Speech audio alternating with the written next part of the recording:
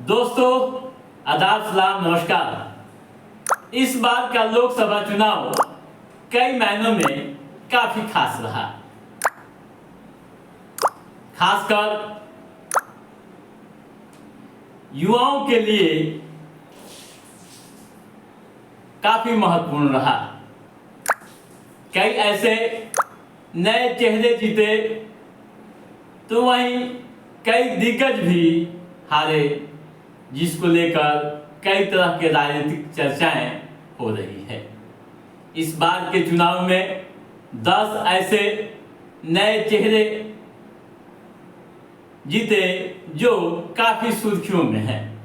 उनकी चर्चाएं राजधानी से लेकर गांव तक हो रही है। पहली बार सदन में बैठने का मौका मिलेगा। 25 से लेकर 27 साल तक के युवा इस बार जीतने में कामयाब हुए हैं। दोस्तों, इन पर यानी इन नए चेहरे पर देश की निगाहें रहेंगी। ये जिस तरह से चुनाव में कमाल दिखाया, क्या उसी तरह से सदन में भी अपना कमाल दिखाएंगे और जनता की समस्याओं, जनता की मुद्दों को सदन में रखने में कामयाब होंगे। इस पर निगाहें पूरे देश की रहेगी। तो दोस्तों, आज के इस एपिसोड में उन 10 नए चेहरे जो युवा हैं, पहली बार जीत दर्ज कर इतिहास बनाए हैं, उनके बारे में पहले हम चर्चा करते हैं। दोस्तों, पहला नाम आता है पुष्पेंद्र सरोज का। मात्र 25 साल के हैं पुष्पेंद्र। यूपी के कौशाम्बी लोकसभा क्षेत्र से जीत दर्ज की है। सरोज 2 बार भाजपा के सांसद रहे विनोद सोनकार को करारी शिकस्त दी है। पुष्पेंद्र ने 1,03,944 वोटों से जीत दर्ज की है।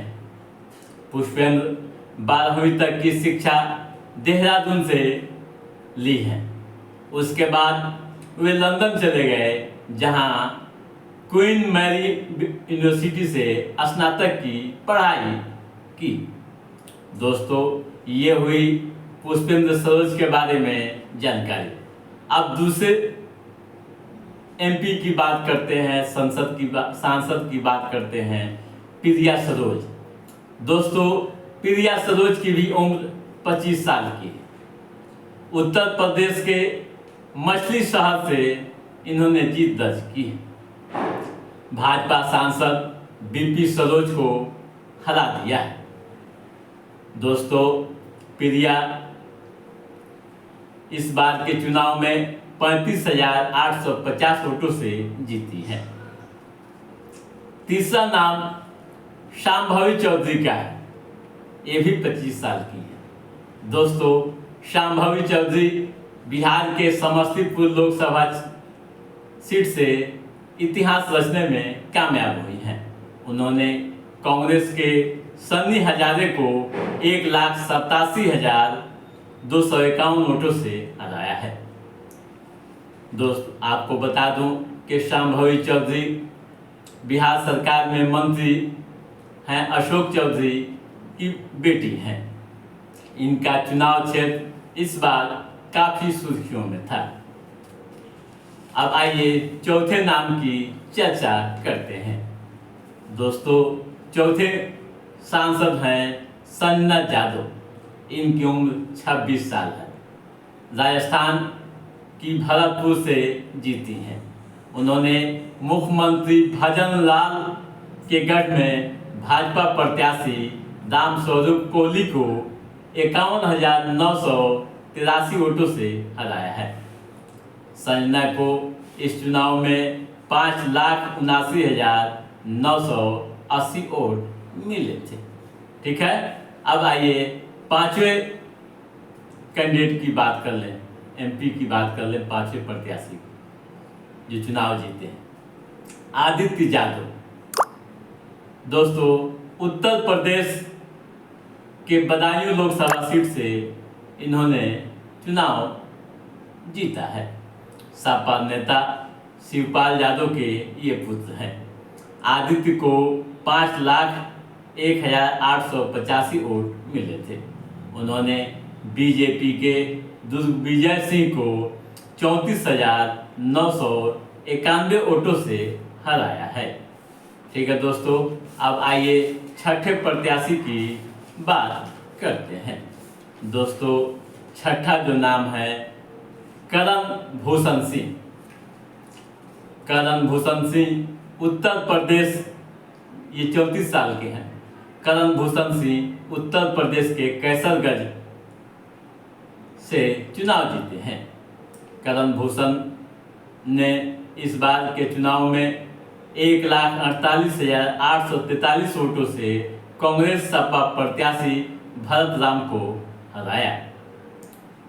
6 बार एमपी रहे ब्रजभूषण शरण सिंह के वे बेटे हैं। सातवां जो नाम है तेजस्वी सूर्या। इनकी उम्र 33 साल है। दोस्तों, बेंगलुरु से ये जीते हैं। बेंगलुरु लोकसभा सीट से बीजेपी की टिकट पर ये दूसरी बार जीते हैं। कांग्रेस प्रत्याशी सोमैया रेड्डी को इन्होंने 2,77,033 वोटों से हराया है। आठवां नाम इकरा हसन का है। ये भी 29 साल की है इकरा हसन। हर क्षेत्र में काफ़ी सुर्खियाँ बटोरी हैं। चाहे पढ़ाई की बात करें, लंदन से ये खुद पढ़कर आई। दोस्तों, कैराना लोकसभा सीट से ये चुनाव जीते हैं। उन इकरा ने भाजपा के प्रदीप कुमार को 69,116 वोटों से हराया।